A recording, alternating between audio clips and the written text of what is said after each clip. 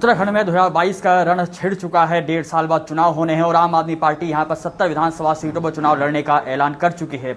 प्रदेश प्रभारी दिनेश मोहनिया जी हमारे साथ है, बातचीत करेंगे। सर, 70 विधानसभा सीटों आपने चुनाव लड़ने का ऐलान किया है, क्या कुछ प्राथमिकताएं रहेंगी, क्या कुछ मुद्दे आपके रहेंगे उत्तराखंड में?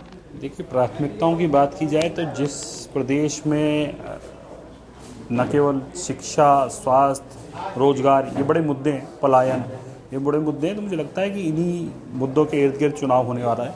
और मैं चाहते हैं कि इस देश में जाति, धर्म, क्षेत्र इनके मुद्दों से हटकर जो जीवन से जुड़े हुए मूलभूत मुद्दे हैं उनके ऊपर राजनीति होनी चाहिए, उनके ऊपर चुनाव होने चाहिए। अब दिल्ली मॉडल की बात कर रहे हैं आप। उत्तराखंड और दिल्ली की भौगोलिक परिस्थितियां अलग हैं, ऐसे में वो मॉडल उत्तराखंड में किस तरीके से सक्सेसफुल रहेंगे जो आपने दिल्ली में काम किया? देखिए, हमारा ये मानना है कि भौगोलिक परिस्थितियां डिफर हो सकती हैं, डिफरेंस हो सकता है, लेकिन क्या उत्तराखंड के बच्चों को अच्छी शिक्षा नहीं मिलनी चाहिए? तो आप फिर कहेंगे मिलनी चाहिए। मैं कहता हूँ यहाँ पर क्या अच्छी स्वास्थ्य सेवाएं नहीं होनी चाहिए? तो फिर आप कहेंगे हाँ होनी चाहिए। मैं कहता हूँ कि पलायन नहीं रुकना चाहिए, तो आप कहते हैं पलायन नहीं रुकना चाहिए। बेरोजगारी की समस्या उसे खत्म होना चाहिए, निश्चित तौर पे आप मानेंगे कि खत्म होना चाहिए। तो फिर मुद्दों में डिफरेंस नहीं है। ये तो हो सकता है कि जब आप इम्प्लीमेंट करते हैं तो उसमें कुछ निटी-ग्रिटीज़ में कुछ डिफरेंस करने पड़े, हर प्रदेश के भौगोलिक और सामाजिक परिस्थितियों को देखते हुए कुछ चेंजेस करने पड़ते हैं, लेकिन जो मूल मुद्दे हैं मुझे लगता है कि उनमें कोई डिफरेंस नहीं है। निश्चित तौर पे इन्हीं मुद्दों के साथ आम आदमी पार्टी जनता के बीच जाएगी। और पिछले 2 महीनों में जिस तरीके का रिस्पॉन्स आम आदमी पार्टी को जनता के बीच मिल रहा है, मुझे लगता है कि निश्चित ही इस प्रदेश में कुछ अनोखा होने वाला है। और क्योंकि हम जनता के बीच में जा रहे हैं तो लोग बाग स्वागत कर रहे हैं, आशीर्वाद दे रहे हैं, प्यार दे रहे हैं। मुझे लगता है कि इस प्रदेश में इनकी राजनीति में कुछ अद्भुत होने जा रहा है।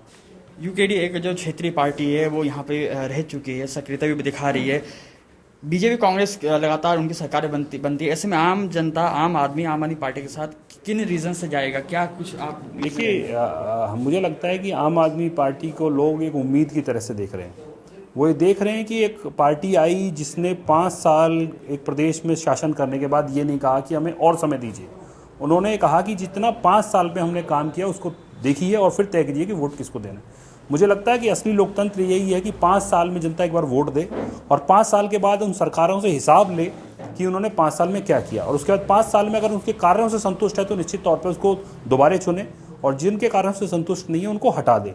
यही असली लोकतंत्र है। चेहरे की बात करें तो चेहरा भी अभी कोई सामने भी नहीं निकल कर आया है। क्या लगता है कि उत्तराखंड से ही कोई चेहरा होगा या फिर बाहर पैरासूट कैंडिडेट आएगा? निश्चित तौर पे जब हम बात करते हैं दिल्ली मॉडल की तो केवल दिल्ली मॉडल है, उसमें एक ब्लूप्रिंट है, उसमें रास्ता है, उसमें तरीका है कि क्या करना है। लेकिन जब हम बात करते हैं कि प्रदेश को अच्छा होना चाहिए, प्रदेश को सुधरना चाहिए, तो निश्चित तौर पे फिर प्रदेश के लोगों की भी जिम्मेवारी है। और जहाँ तक चुनाव लड़ने की बात है, चेहरे की बात है, तो निश्चित तौर पे उत्तराखंड से ही चेहरा भी आएगा। उत्तराखंड के ही लोग विधायक बनेंगे, यहीं के लोग मंत्री बनेंगे, यहीं के मुख्यमंत्री बनेंगे, और निश्चित तौर पे जिन सपनों के साथ उत्तराखंड का निर्माण हुआ था उन सपनों को पूरा। तो ये थे हमारे साथ प्रदेश प्रभारी जो आम आदमी पार्टी के हैं दिनेश मोहनिया जी। साफ तौर पर कहना है कि उत्तराखंड में हम 70 सीटों पर चुनाव लड़ेंगे, जो जनहित के मुद्दे हैं उन पर काम किया जाएगा, जो दिल्ली मॉडल है उसको यहाँ पर लाया जाएगा, और वो कहीं ना कहीं आशान्वित हैं अपनी जीत को लेकर।